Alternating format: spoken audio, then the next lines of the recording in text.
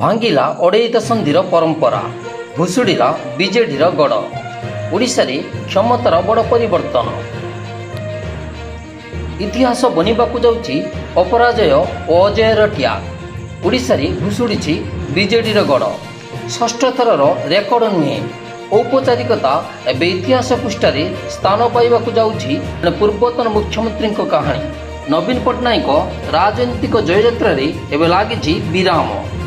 ପୂର୍ଣ୍ଣଚ୍ଛେଦ ପଡ଼ିଛି ଦେଶରେ ଦୀର୍ଘକାଳୀନ ମୁଖ୍ୟମନ୍ତ୍ରୀ ବନିବାକୁ ଥିବା ରେକର୍ଡରେ। ରାଜନୀତିର ଶାଗୁଆ ଦୁର୍ଗ ଓଡ଼ିଶାରେ ଏବେ ଗେରୁଆ। ଓଡ଼ିଶାରେ ପରିବର୍ତ୍ତନ ବି ଏମିତି ପରିବର୍ତ୍ତନ ଆସିପାରେ, ଅନେକଙ୍କୁ ବିଶ୍ୱାସ ନହେଲେ ମଧ୍ୟ ତାହା ନିର୍ବାଚନର ଫଳାଫଳକୁ ସ୍ପଷ୍ଟ ହୋଇଛି।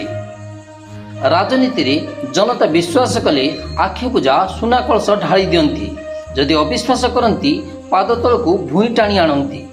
ରାଜନୀତିରେ ରାବିଡ଼ି ଦେବା, ବିକାଶର ଓ ରୂପାନ୍ତରଣ ନାଁରେ ଜନମତକୁ ପ୍ରଭାବିତ କରିବା ଯେ ଅସମ୍ଭବ, ତାହା ଓଡ଼ିଶା ନିର୍ବାଚନର ଫଳାଫଳ ସ୍ପଷ୍ଟ ହୋଇଛି। ଯଦି ନେତା ବାଟ ହୁଡ଼ିବେ, ଜନତାଙ୍କର ମନୋଭାବ ପ୍ରତି ସମ୍ବେଦନଶୀଳ ନ ହୋଇ ବସ୍କର ପାଲଟିଯିବେ, ତେବେ ଶକ୍ତିଶାଳୀ ହେଲେ ବି ସେମାନେ ନବୀନଙ୍କ ଦଶା ଭୋଗିବେ। ତାହାର ସବୁଠୁ ବଡ଼ ଉଦାହରଣ ନବୀନଙ୍କ ଶେଷ ପାଳିର ରାଜନୀତି ଦର୍ଶାଉଛି। ଦ ରିପୋର୍ଟ 3KYT।